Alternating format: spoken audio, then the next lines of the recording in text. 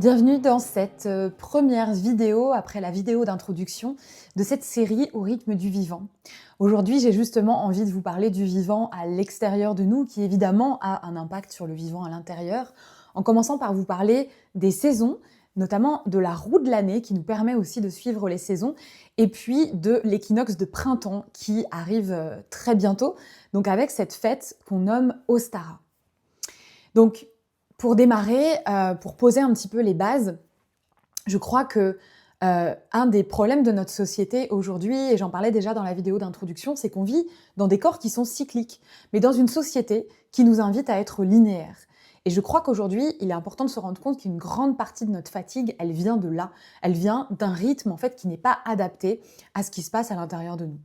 Et pour le comprendre, il suffit simplement de regarder l'extérieur, la nature et notamment les saisons. Le vivant, il ne fonctionne pas en ligne droite. Il fonctionne plutôt sous forme de spirale. Il fonctionne comme dans une alternance d'inspiration, d'expiration, comme notre souffle finalement, et on parlera aussi du souffle dans ces vidéos. Donc il y a la phase d'inspiration, la phase d'expiration. Il y a le jour, il y a la nuit. Il y a des périodes d'expansion, il y a des périodes de repli. Il y a des moments de confort et des moments d'inconfort.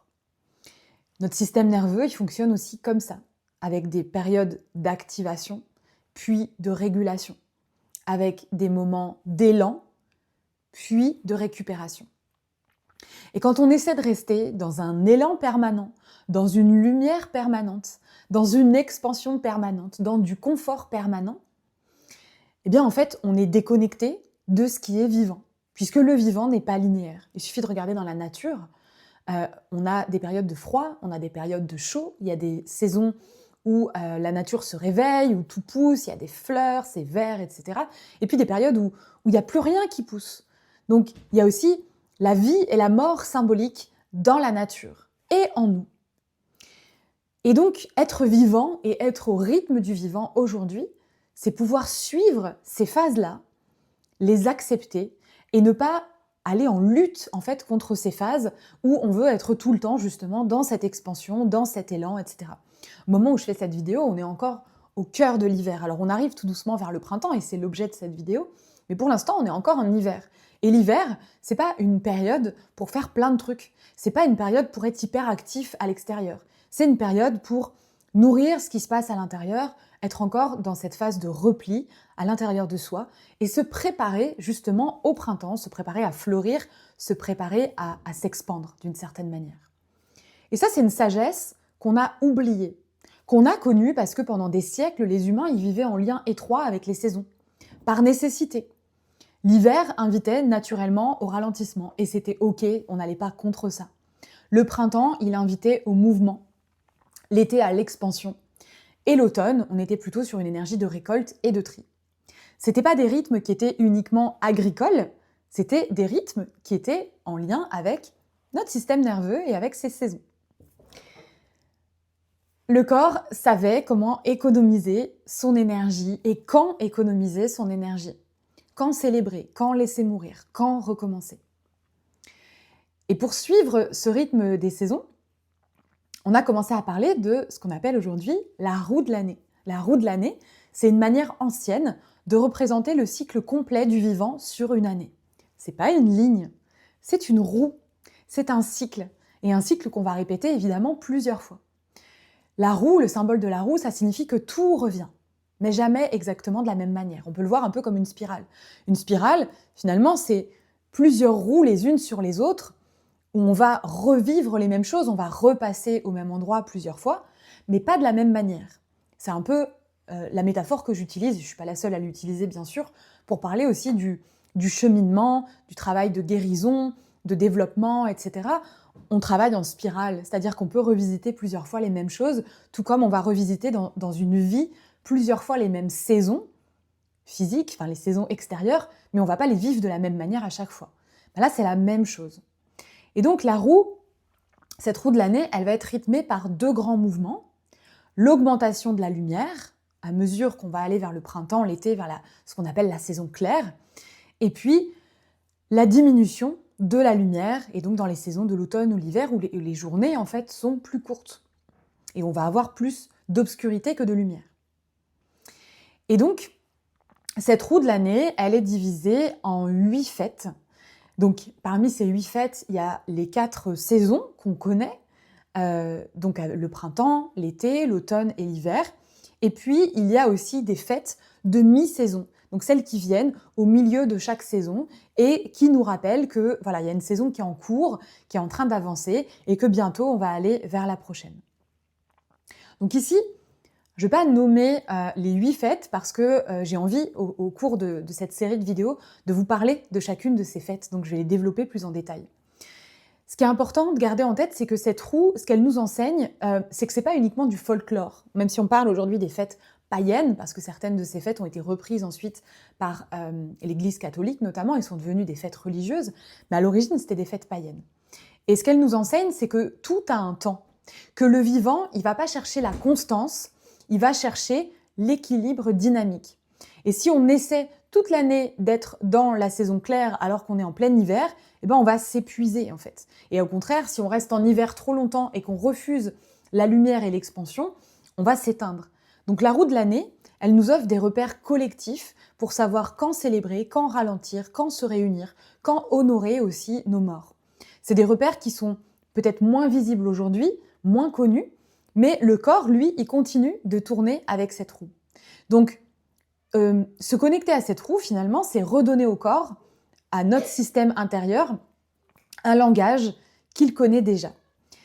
Et donc ici, j'avais envie de vous parler du printemps, donc de l'équinoxe de printemps, et de cette fête qu'on appelle du coup Ostara. En tout cas, dans cette roue de l'année, c'est son nom. Donc Ostara, c'est l'équinoxe de printemps. C'est un moment dans l'année où le jour et la nuit vont être d'égale durée. Donc on est sur un équilibre presque parfait entre la lumière et l'obscurité. Ostara, c'est pas l'explosion de l'été, c'est le frémissement, c'est la saison précédente. C'est la graine qui commence à pousser sous la terre, c'est le corps qui commence en tout cas à ressentir une envie de mouvement, une envie d'expansion après l'immobilité de l'hiver. Mais c'est encore fragile. Alors à cette période, on peut ressentir de l'agitation intérieure, on peut ressentir une envie de changement, on peut ressentir aussi une grande fatigue, c'est la sortie de l'hiver, parce que c'est encore une période de transition. Le système nerveux, il est encore en transition. La lumière, elle augmente petit à petit. Donc le corps, il va recevoir un signal biologique qui va lui dire « ça y est, il est temps de se mettre en mouvement, tu as bien hiberné pendant l'hiver, tu as fait du tri à l'automne, l'hiver, tu t'es reposé, tu t'es replié, etc. » Là, ça va être le moment de repartir. Mais le corps, il n'a peut-être pas encore totalement récupéré. Donc Ostara, honorer Ostara, c'est pas se forcer tout de suite à éclore, c'est pas se dire « ok, le 21 mars, c'est le printemps, ça y est, c'est parti, on y va ». Même si en saison astrologique, on est dans l'énergie du bélier, et donc le bélier, c'est le premier signe de la roue astrologique, et c'est un signe de feu, donc c'est un signe qui démarre au quart de tour, qui fonce, etc. Mais si vraiment on veut se relier à Ostara profondément, c'est finalement plutôt accompagner l'éclosion à venir. Ostara, ça nous parle d'équilibre. On est sur cet équilibre entre les deux énergies, entre la nuit et le jour. Donc c'est pas une énergie d'excès, c'est pas tout de suite l'expansion de la lumière. Là, c'est plutôt quand on va aller vers l'été. C'est peut-être le moment d'observer qu'est-ce qui, à l'intérieur de moi, cherche à naître tout doucement. Qu'est-ce qui a besoin de lumière? Mais peut-être aussi qu'est-ce qui appartient encore à l'hiver? Qu'est-ce que j'ai encore besoin de laisser un petit peu dans le repli, dans le repos? Donc Ostara, c'est vraiment observer cette énergie qui a envie de s'expandre, qui a envie de se révéler. C'est peut-être aller regarder aussi qu'est-ce qui porte cette énergie, qu'est-ce qui lui permet de s'expandre et qu'est-ce qui peut-être encore à l'intérieur freine un petit peu cette énergie. Qu'est-ce qui fait que je peux avoir du mal à ressentir peut-être cette énergie? Qu'est-ce qui fait que je ne m'autorise pas peut-être encore pleinement? Si on veut prendre un autre parallèle, et moi je trouve ça passionnant de prendre plein de parallèles et de regarder de plein de façons différentes, en termes d'archétypes féminins ou masculins d'ailleurs, parce que évidemment ça existe aussi pour nos parts féminines et nos parts masculines, indépendamment du fait qu'on soit homme ou femme. L'énergie du printemps, elle est reliée à l'archétype de la jeune fille au niveau des archétypes féminins et du guerrier au niveau des archétypes masculins. Et donc c'est des énergies plutôt de jeune fille, guerrier, on l'entend déjà dans les noms, C'est des énergies plutôt d'expansion, de mouvement, d'insouciance, de on y va, etc. Mais ça peut être aussi des énergies un peu d'impulsivité, hein, on y va, on fonce d'abord et puis on réfléchit derrière. Tout comme le bélier, je vous en parlais tout à l'heure, là aussi il y a de beaux parallèles à faire. Donc, Ostara, le printemps, c'est à la fois honorer cette envie de mouvement, honorer cette sortie de l'hiver. Alors souvent, on peut dire que c'est le moment pour lancer des projets. Moi, j'ai annoncé l'ouverture de mon école de formation au printemps. Voilà, là, je sais que c'est encore en train de se construire, de germer dans l'hiver. Et puis au printemps, je vais commencer à lancer les formations, certains événements collectifs, etc. Donc oui, il y a cette idée de je lance quelque chose. Mais j'y vais sans foncer tête dans le mur. Voilà, c'est vraiment cette invitation. Ostara, c'est encore fragile. On avance tout doucement. La fête suivante, qui est Beltane, au 1er mai, là, on est déjà un peu plus installé dans le printemps. Donc là, la lumière, elle est déjà un peu plus importante. On se dirige tout doucement vers l'été, vers la pleine expansion de la lumière. Donc c'est encore une énergie différente à Beltane. Ostara, c'est vraiment les prémices, et les prémices dont il faut prendre soin.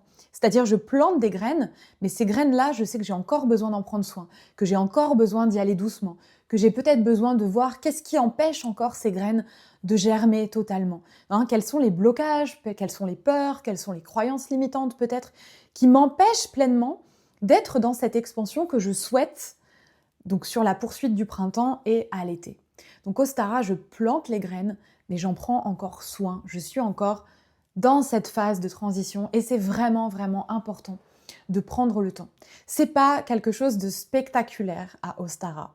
C'est, voilà, je reviens à ce mouvement du vivant, je dépose quelque chose, j'en prends soin, je le construis, mais je le construis petit à petit en fait. Donc Ostara nous rappelle que l'équilibre est possible entre l'ombre et la lumière, entre le repos et l'élan, et que c'est le moment de poser quelque chose, de donner vie à quelque chose, mais en étant conscient qu'il faut du temps. La nature, elle éclot pas d'un coup le 21 mars au moment du printemps. Ça revient tout doucement. Déjà en ce moment, moi je commence à avoir des feuilles de jonquilles dans mon jardin. Je suis ravie, et puis des petites fleurs par-ci par-là. Donc voilà, ça arrive tout doucement, mais c'est pas paf d'un coup. Et donc nous aussi, c'est important d'être dans cette énergie-là. Vraiment, observez la nature et vous saurez ce qui se passe à l'intérieur de vous. Hein. C'est pas compliqué, c'est vraiment le plus grand maître, la nature, les éléments. C'est ok, il y a des petites fleurs qui arrivent, il y a des choses qui se posent, mais c'est encore léger. N'oublions pas aussi que, pareil, si on suit la nature, il va y avoir les seins de glace, donc tout ça est encore fragile, d'accord? On n'est pas encore dans cette énergie d'expansion, je le redis, mais c'est vraiment important de ne pas se dire « Ok, printemps, j'y vais, je fonce ». Non, printemps, j'y vais, je pose des choses, mais j'ai conscience que c'est un chemin, que je suis encore en train d'avancer sur la roue et que l'expansion, elle peut venir un petit peu plus tard. Rappelons-nous ça, rappelons-nous aussi quand nous sommes dans cette impatience, je me le dis à moi-même évidemment parce que j'ai besoin de ces rappels-là. Donc voilà en tout cas ce que j'avais envie de vous partager dans cette première vidéo un petit peu plus longue au rythme du vivant. Donc accepter cette notion de cycle, se relier à la nature, se relier à cette roue et se rappeler que il y a des hivers, il y a des printemps, il y a des étés flamboyants et il y a des automnes où on a besoin de trier tout simplement. Et plus on va se connecter à ça, plus on va cesser de vouloir être constant et redevenir saisonnier, se recalquer au rythme des saisons, plus, à mon sens en tout cas, et c'est pas une vérité, c'est ma croyance, plus la guérison, elle peut être profonde. Tout simplement parce qu'on n'est plus en lutte contre ce qui est, mais on est plutôt en acceptation de ce qui est et on se met au diapason de ce qui est. Et ça, pour moi, c'est quelque chose d'essentiel, que ce soit dans ce que je vous partage ici, que ce soit dans notre système familial, et la boucle est bouclée, je fais le lien avec le transgénérationnel, c'est la même chose. Plus on va accepter notre système, notre histoire, tels qu'ils sont, plus on va être en paix et plus on va pouvoir avancer. Merci pour votre écoute de cette première vidéo. N'hésitez pas à la partager si c'est un sujet qui vous parle. N'hésitez pas à laisser des commentaires aussi en dessous si ça vous fait réagir, si ça vous évoque quelque chose. Et je vous retrouve bientôt pour une prochaine vidéo.